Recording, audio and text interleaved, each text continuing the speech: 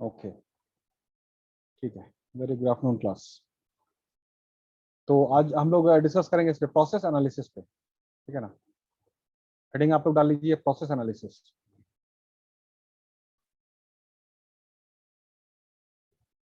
एक छोटा सा डेफिनेशन लिख लेते हैं हम लोग प्रोसेस एनालिसिस का।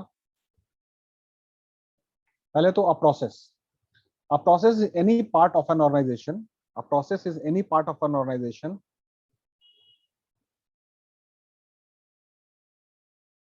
a process is any part of an organization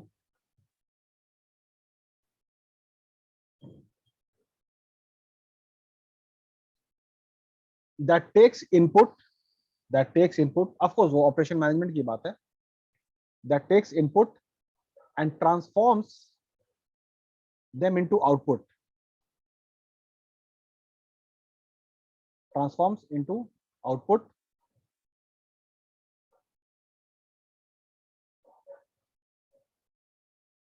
with the consideration consideration में something in return, with the consideration। मेरी आवाज आई होप कि क्लियर आ रही होगी। Yes, sir. Yes, sir.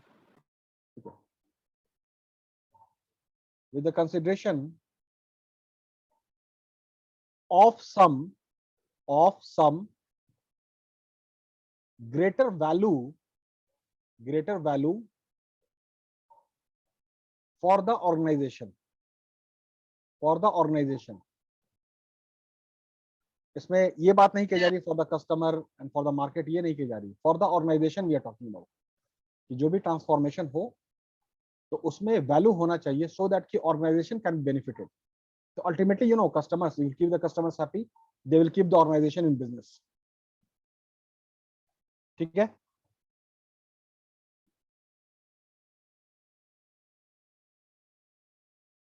ठीक है, पैराग्राफ चेंज करके लिखिएगा। Analyzing a process allows some analyzing a process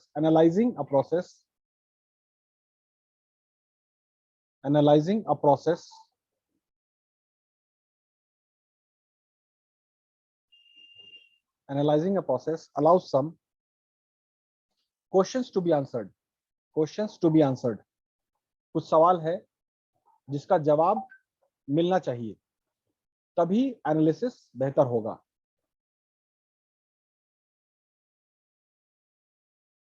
तो सारा मामला जो है वो इफेक्टिवनेस पे जा रहा है।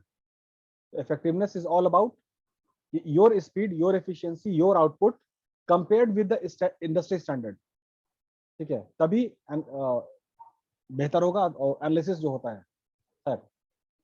तो questions to be answered such as how many customers can the process handle per hour की बात हो रही है। तो यहाँ पे एक सवाल है कि हाउ मेनी कस्टमर, अगर सर्विस की बात है तो, अगर मैन्युफैक्चरिंग की बात है तो how many products can be manufactured per hour. ठीक है, पर आवर में मान लीजिए कि 10 है और आप अगर 9 कर रहे हैं, ठीक है, तो वो रेट से कंपेयर होता है। सब इफेक्टिवनेस का कंसेप्ट है, effectiveness per hour. Second question, how long will it take to serve a customer, how long it will take to serve a customer.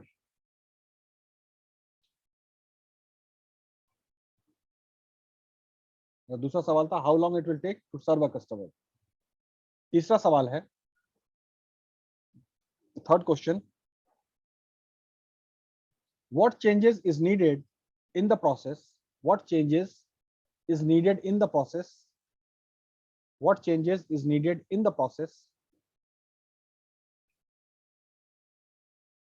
to expand the current capacity, अगर capacity बढ़ाने की क्षमता है तो process बेहतर है, नहीं तो फिर कुछ मतलब सवाल या निशान उस पर। The last question is, देखिए ऑपरेशन मैनेजमेंट शुरू में जो हमने आपको कुछ बात डिस्कस की, सारा सवाल ही हमने लिखवाया था। तो इसकी जो भी बात होती है सब क्वेश्चन ही होता है, मतलब आंसर नहीं है, क्वेश्चन, और उस क्वेश्चन का जवाब दीजिए। दैट इज ऑपरेशन मैनेजमेंट, एकदम straight forward. And the last question is how much does the process cost, how much does the process cost, कितना लागत है। ये कुछ बुनियादी सवाल है, बेसिक सवाल है, ठीक है, जिसका जवाब हमको मिलता है तो प्रोसेस एनालिसिस का काम मुकम्मल होता है, या प्रोसेस एनालिसिस करने के लिए ये सब सवाल का जवाब दिया जाता है, पूछा जाता है, ठीक है। तो उसमें अगर कॉपी में एक फनल का आप डायग्राम बना सकते हैं, फनल का, फनल फनल फनल एक सेकेंड,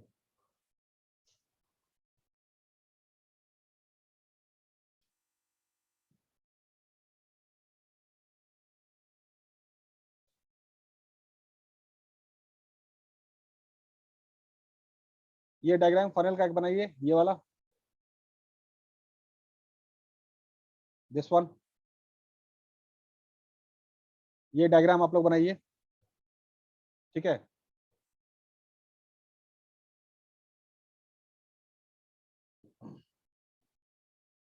अच्छा, मतलब स्क्रीन पे मेरा एरो दिख रहा है ना, कर्सर का एरो, स्क्रीन पे कर्सर का एरो मूव कर रहा है, वो दिख रहा है आपको? Yes sir. ठीक है, यहाँ पे एक एरो ऊपर में जो ये सर्कल है, यहाँ पे एरो दे करके लिखिए न्यू वर्क इंटर्स द प्रोसेस, ऊपर में एक एरो दे करके ऐसे हॉरिजॉन्टल एरो एल शेप में, new work enter the process, ऊपर में new work enter the process, ठीक है। ये जो एरिया है, ये जो एरिया है, ठीक है ना, दिस वन, यहाँ पे लिखिए work waiting to be completed, इस एरिया में एरो दे करके यहाँ पर work waiting to be completed, work waiting to be completed, ठीक है। कर्सर का एरो दिख रहा है मेरा? Yes sir. ठीक है, ये जो स्मॉल फनल है, जो पाइप है, यहां पर एरो देके लिखिए process required to complete work, process required to complete work, process required to complete work,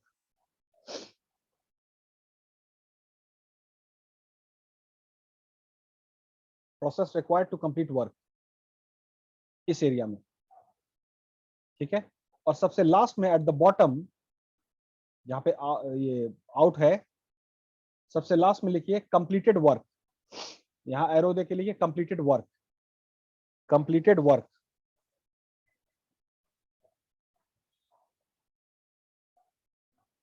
लिख लिया आप लोगों ने? Okay fine. Now the left hand side, ये तो राइट हैंड साइड में आपने सब लोगों ने लिखा। अब इसी डायग्राम के लेफ्ट हैंड साइड में यहां पर एक लाइन दीजिए, यहाँ पे जो मेरा कर्सर है, एरो जो है, यहाँ पे एक लाइन दे दीजिए, ठीक है। और एकदम बॉटम में एक लाइन खींचिए, हॉरिजॉन्टल लाइन बॉटम में,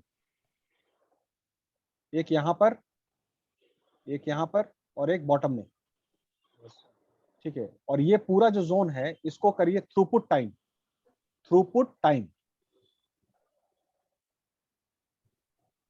थ्रूपुट टाइम लिख दीजिए, ठीक है।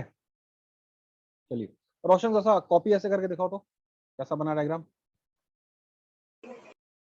लेफ्ट हैंड साइड में क्या लिखना था?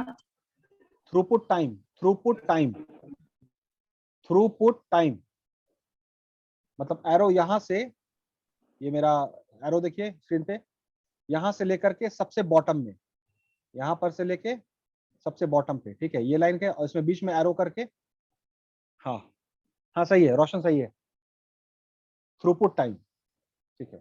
तो थ्रूपुट टाइम का मतलब है, क्या हुआ संभव? सर राइट साइड जैसे का बोलो। फर्स्ट सर जो टाइम कंज्यूम कर रहा है इनपुट से आउटपुट कंप्लीटेड होने में, कंप्लीटेड वर्क होने में, हाँ, जो टाइम कंज्यूम लग रहा है उस पे, जो टाइम लग रहा है, that is called throughput time, ठीक है। तो खैर, अब इसमें एक लाइन, एक बात लिखिए आप। अच्छा, अब ये फनल का जो जो डायग्राम है, इसमें हिसाब से इनपुट जाना चाहिए, तभी ना आउटपुट निकलेगा सही से।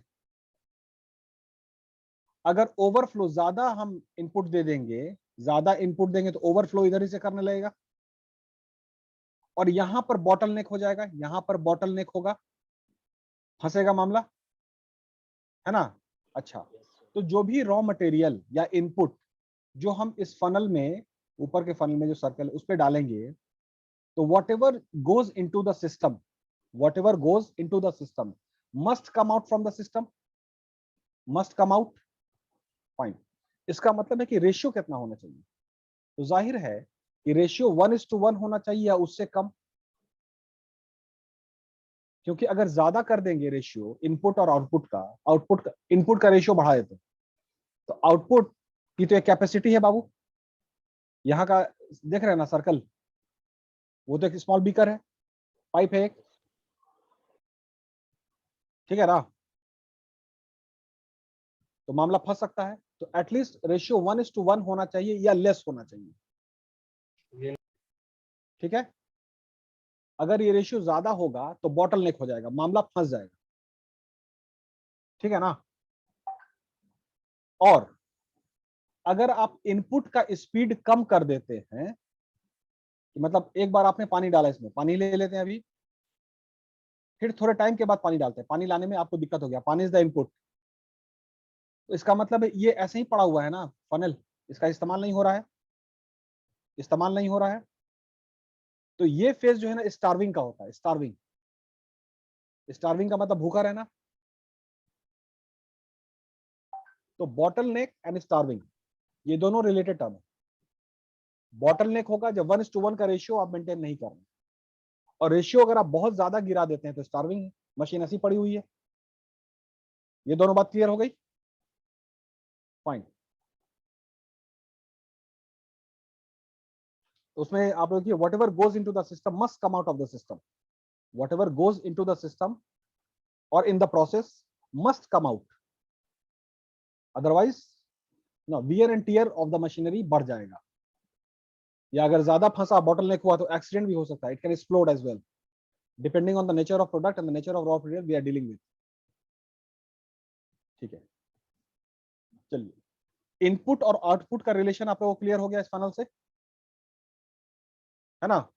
What ever goes into the system must come out of the system, very simple, ठीक है ना। Yes, Okay. sir.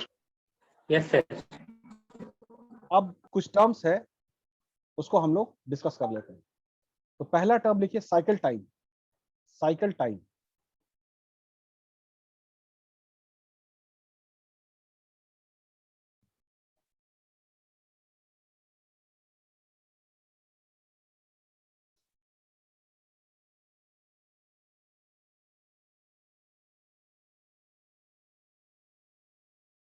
Cycle time का डेफिनेशन जो है,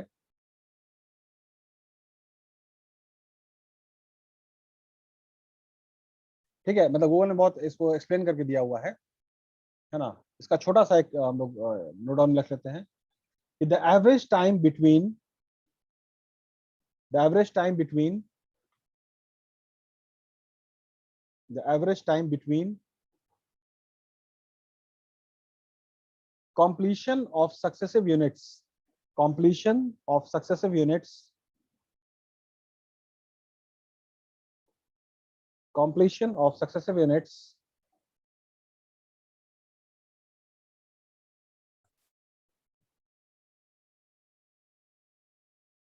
in a process, in a process, the average time between completion of successive units, तो successive मतलब है कि एक के बाद एक पूरा प्रोसेस का है, that is called cycle time. लिख लिया आप लोगों ने?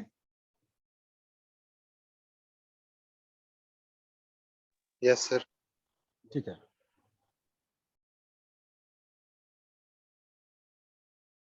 उसके बाद नेक्स्ट लिखिए run time, run time, RUN, run time.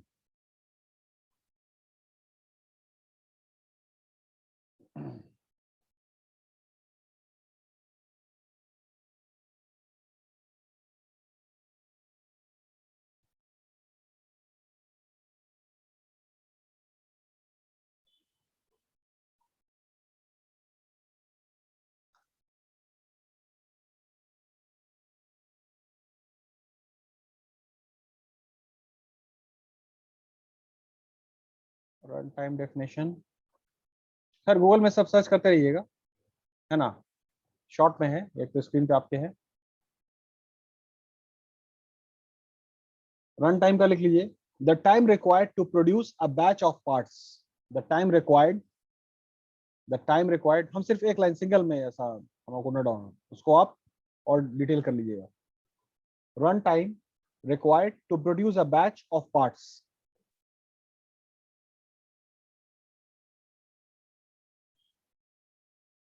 या सॉफ्टवेयर में ये ज्यादा इस्तेमाल होता है, रन टाइम कितना है, ठीक है। जैसे हम लोग ये जो लैपटॉप खोलते हैं तो कितना देर में खुल रहा है, अगर ज्यादा देर लग रहा है इसका मतलब गड़बड़ है।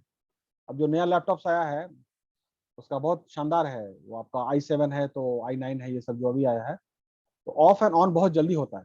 तो run time should be good, तभी ये पता चलेगा कि भाई प्रोसेस कैसा है, ठीक है। तो रन टाइम हो गया, ठीक है। उसके बाद लिखिए setup time. Next is setup time.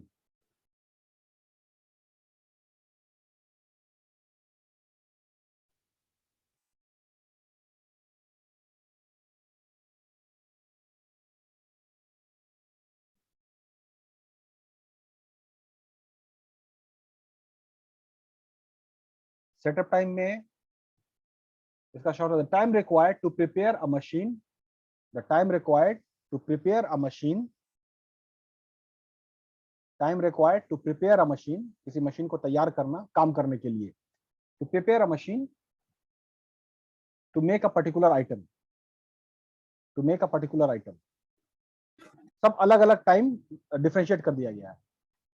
तो रन टाइम, सेटअप टाइम हो गया to prepare a machine to make a particular item, ठीक है। अब नेक्स्ट लिखिए operation time. Operation time,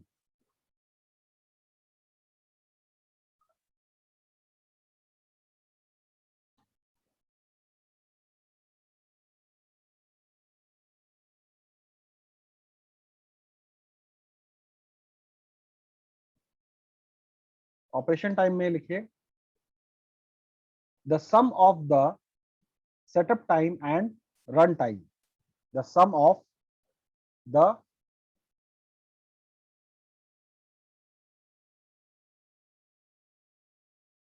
sum of the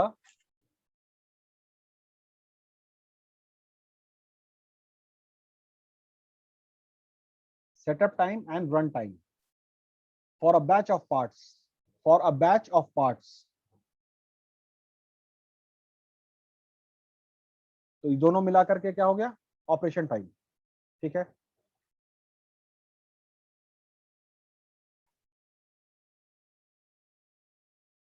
next one throughput time. Next one is throughput time. I hope कि मेरी आवाज एकदम क्लियर आ रही होगी सभी को। थ्रूपुट टाइम, थ्रूपुट टाइम का लिख लीजिए the average time that it takes a unit, the average time that it takes a unit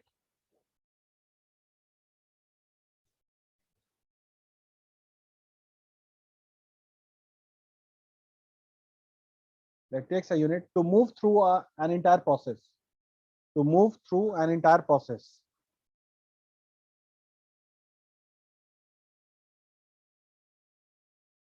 to move through an entire process। वो जो डायग्राम में आप लोगों ने बनाया entire process, full stop। usually the lead time, lead lead lead, usually the lead time is used to refer to the total time, usually the lead time is used to refer to the total time that it takes a customer to receive an order, a customer to receive an order। तो इस बात को आप restaurant के हिसाब से समझ सकते हैं।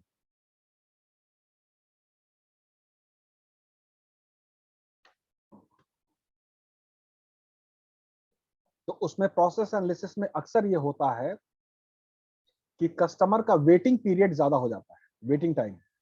तो वेटिंग टाइम इसलिए ज्यादा हुआ है कि आपका जो पिछला जो टाइम हम लोगों ने बोला उस टाइम में कहीं गड़बड़ी है, तभी तैयार नहीं हो रहा है। मतलब सेटअप टाइम, रन टाइम, ठीक है, उसमें गड़बड़ी है, तभी ये थ्रूपुट टाइम में गड़बड़ हो रहा है। तो वहां पे ऐसे एनालिसिस करके ना फाइंड आउट करवाया जाता है। खैर, ठीक है, ये लास्ट। उसके बाद लिखिए थ्रूपुट रेट, वो थ्रूपुट टाइम का ही थ्रूपुट रेट है।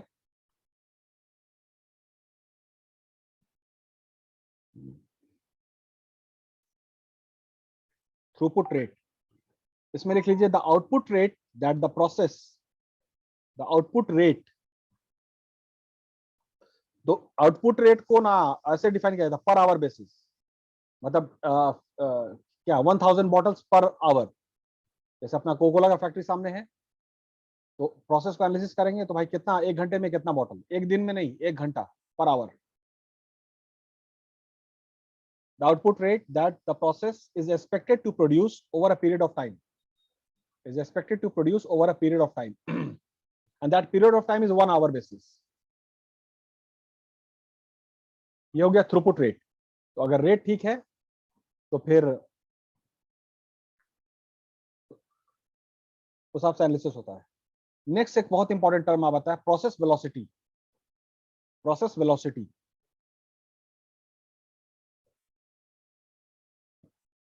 यहां से ये दोनों जो बात लिखवाएंगे उसके बाद एक बहुत अच्छा डिस्कशन है।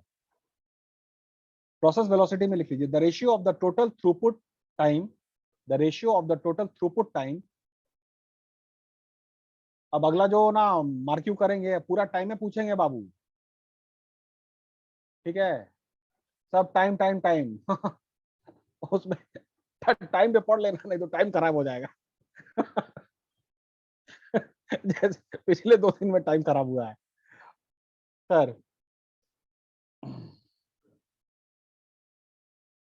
Sir probability the ratio of the total throughput time to the value added time, the ratio of the total throughput time, throughput time clear हो गया, ठीक है, to the value added time. अब एक नई बात आ गई, वैल्यू एडेड टाइम, ठीक है। अब वैल्यू एडेड टाइम टॉपिक डालिए, वैल्यू एडेड टाइम क्या होता है? वैल्यू एडेड टाइम, तो वैल्यू एडिशन वही हो गया, मतलब कि need satisfying ability in that product और सर्विस, तो उसको भी फीचर को डालने में टाइम लगता है। तो वैल्यू एडेड टाइम का लिखिए the time in which useful work, the time in which useful work, the time in which useful work is being done, is actually being done, sorry, is actually being done, the actual word important है यहाँ पे, is actually being done on the unit। तो एक तो time हो गया बनाने का, उसमें फिर वैल्यू एडिशन भी करना है, कुछ बहुत सारी चीजें जो त्रुटियां रह जाती हैं उसको सही करना, करेक्शन एंड ऑल, तभी जाके प्रोडक्ट फिनिश्ड होके निकलेगा, है ना।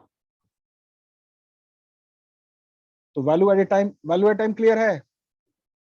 वैल्यू एडेड टाइम क्लियर है? ये बहुत इंपॉर्टेंट कंसेप्ट है वैल्यू एडेड टाइम। उसमें कितना टाइम जा रहा है, ठीक है, उससे भी प्रोसेस एनालिसिस होगा। चलिए, ये सारा टाइम एक एस्पेक्ट हो गया, ठीक है। उसके बाद सिर्फ वर्ड लिख लीजिए, वर्ड आप लोगों को क्लियर है, productivity, efficiency and effectiveness. Productivity, efficiency and effectiveness. तो प्रोडक्टिविटी एंड एफिशिएंसी ये दोनों कुल मिला के नियर मोस्ट सेम ही है, that is output by input, that is your productivity, your speed. Balram Purve को हमने कुछ दिया सामान और ये बॉटल बनाने के लिए, तो नाउ 50 बॉटल्स पर आवर, ठीक है, ये उसका रेट हुआ, इसकी एफिशिएंसी हुई with respect to the input given, raw material सारा चीज है। लेकिन इंडस्ट्री स्टैंडर्ड जो है वो है 15 बॉटल, ये आपका 60 बॉटल्स, इसका मतलब है रॉ मटेरियल वेस्ट हो रहा है। तो अब हम एनालिसिस करेंगे रॉ मटेरियल का, उसको क्वांटिटी को नापेंगे, क्वांटिटी ऑफ रॉ मटेरियल, उसमें देख रहे कि बर्बाद नहीं हुआ है लेकिन इस्तेमाल भी नहीं हुआ है, मतलब कुछ रॉ मटेरियल बलरामपुर में ने इस्तेमाल नहीं किया, अगर इस्तेमाल करते तो 60 बॉटल हो जाता। तो इसका मतलब है कि जो फैसिलिटी लेआउट में जो डेफिनेशन हम लोगों ने पढ़ा, जो प्रिंसिपल है, उसमें प्रिंसिपल ऑफ मिनिमम ट्रैवल है। तो इनपुट को कन्वर्ट करने में जो मशीन्स का जो इन्होंने अरेंजमेंट किया है उसमें टाइम टेकिंग है। थोड़ा ज्यादा डिस्टेंस पे कर दिया है, उस वजह से रॉ मटेरियल का movement from one machine to दूसरा मशीन नहीं हुआ सही से, ठीक है। तो कुल मिला थोड़े देर के लिए स्टार्विंग हो रहा था। बोलिए, कुछ बोलना चाह रहे हैं आप?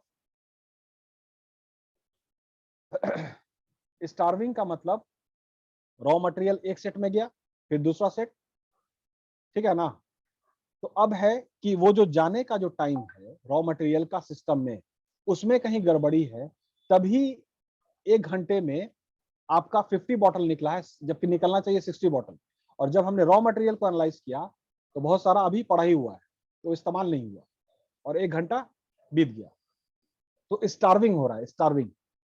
और अगर ज्यादा डाल दिया तो फिर है कि भाई वो आपका नुकसान हो रहा है, रॉ मटेरियल बर्बाद हो रहा है, ओवरफ्लो कर रहा है, ठीक है। तो रॉ मटेरियल बर्बाद हुआ और 50 बॉटल्स ही निकला। तो स्टार्विंग एंड बॉटल नेक, ये 2 रीजन होता है। खैर, और इफेक्टिवनेस का मतलब वही एनालिसिस है, कंपैरिजन। चलिए, इतनी बातें समझ में आई? क्लियर है या ऑल क्लियर है? किसी बात को बोलिए, फिर से रिवाइज करें, ये बात समझना बहुत जरूरी है। मतलब नंदनी समझ में आया? नंदनी समझ में आया? Yes sir, yes sir. नहीं, सच वाला यस सर कैसे ही, मतलब सर को आगे बढ़ाओ ना, नहीं तो फिर पकड़ लेंगे, फिर वो अपना प्रवचन बकना शुरू कर देंगे, नहीं फिर से फंस लो।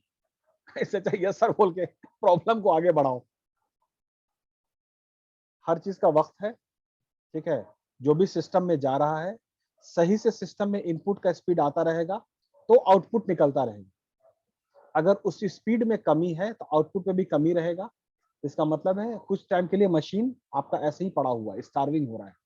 और अगर ज्यादा स्पीड है तो बॉटल नेक है, ज्यादा फंसेगा, इसमें रॉ मटेरियल बर्बाद होगा, ठीक है, उससे भी प्रोडक्टिविटी कम हो जाती है। यही है स्टार्विंग और इसका कंसेप्ट। खैर, तो अब है कि थ्रूपुट टाइम या थ्रूपुट रेट बेहतर कैसे होगा? जब सेटअप टाइम बेहतर होगा। जब सेटअप टाइम बेहतर होगा, जब मशीन को तैयार कर देंगे, जल्दी तैयार करेंगे तो जल्दी प्रोडक्शन चालू कर देगा। तो हर चीज रिलेटेड है। अगर सेटअप टाइम अगर गड़बड़ होगा, सेटअप टाइम, तो प्रोडक्ट वेलोसिटी गड़बड़ हो जाएगा, वो गड़बड़ होगा सारा चीज, ठीक है। तो ये सब सारा पैरामीटर है, ये सब सारा स्केल है, इसका एक रेट है, उसके हिसाब से प्रोसेस को एनालिसिस करते हैं, ठीक है। चलिए, तो बेसिक बुनियादी बात जितनी थी वो हमने आपको लिखवा दिया, डिस्कस किया। एक दो बात और है, जैसे कि यूटिलाइजेशन। यूटिलाइजेशन सिंपल वर्ड है, ठीक है। तो यूटिलाइजेशन जो है ना, वो भी रेशियो के अंदाज में ही बोला जाता है, रेशियो के अंदाज में। निखिल, तुम उल्टे दिख रहे हो यार हमको। अरे Nikhil, hello Nikhil my friend, तुम हमको उल्टे दिख रहे हो। हाँ, आप सीधे हुए, ठीक है। ये तुम उल्टे कैसे हो गए यार? What was the technology? खैर, तो यूटिलाइजेशन का भी लिख लीजिए, हम लोग लिख लेते हैं। It is the ratio of the time the ratio of the time that a resource is actually activated, that the resource is actually activated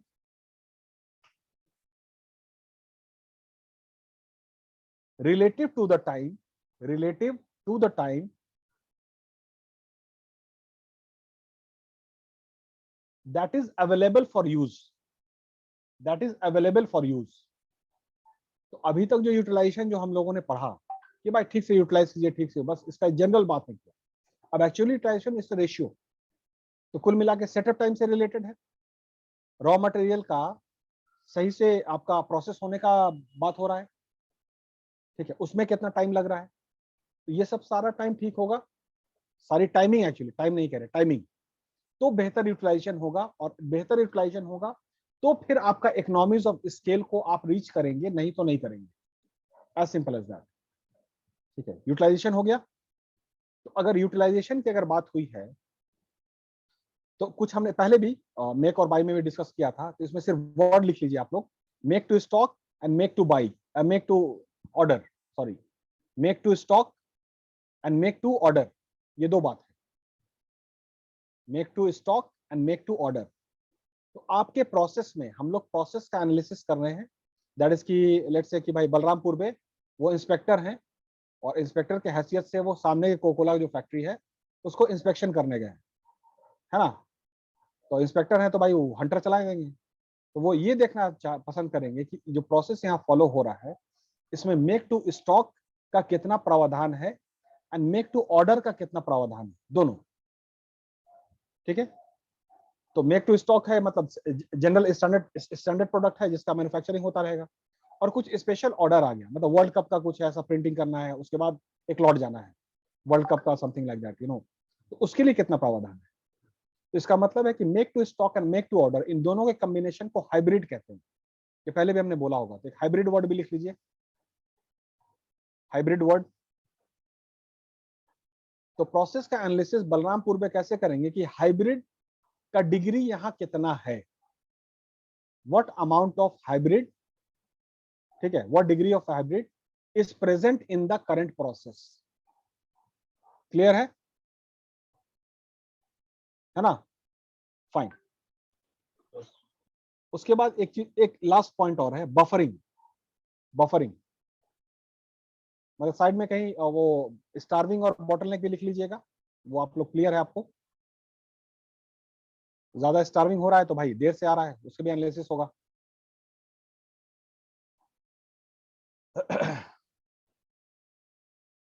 एक है बफरिंग, इसका लिख लीजिए, a storage area between a storage area between a storage area between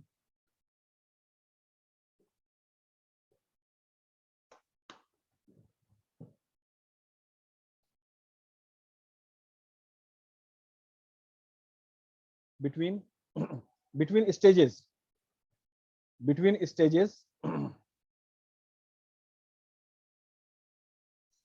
where the output of a stage where the output of a stage where the output of a stage is placed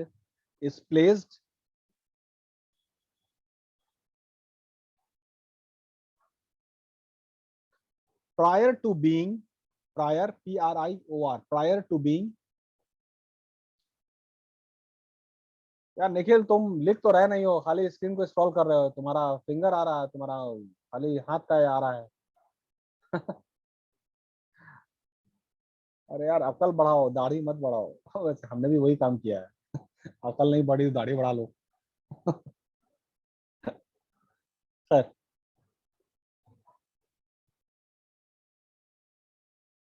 prior to being used in a downstream stage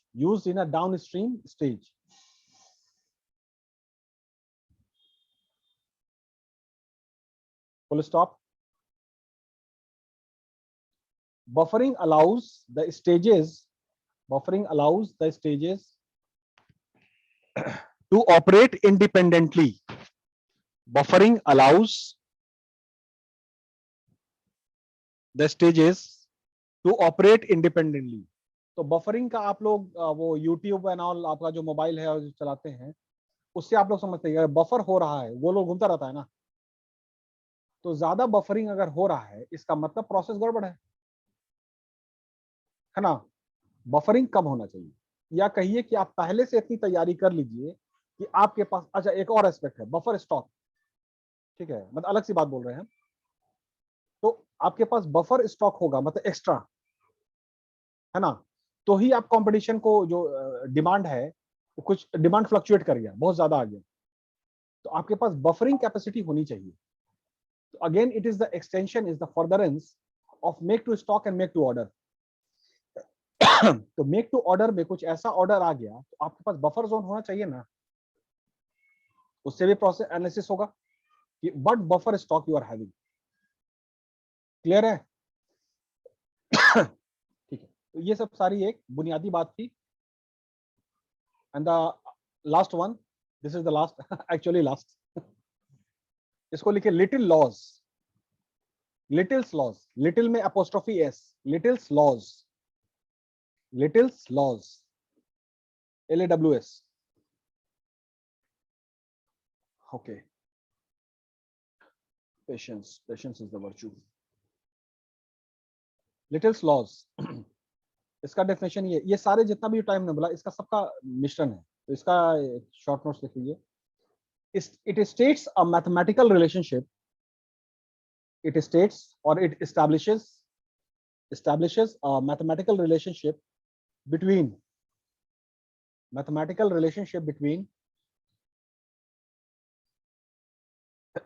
throughput rate, throughput time,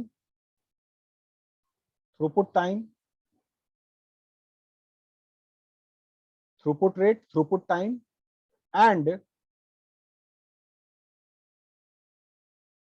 the amount of work in process, progress नहीं process, and the amount of work in process, कितना work process में है. इन तीनों का mathematical relationship establish करता है little laws. अगर इसका इंडेक्स सही आता है, इसका रीडिंग सही आता है, ठीक है, तो इसका मतलब प्रोसेस सही चल रहा है, नहीं तो नहीं चल रहा है. ठीक है.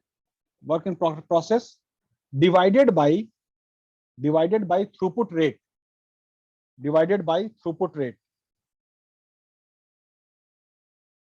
तो खैर ये मतलब ऐसा कॉम्प्लेक्स नहीं है.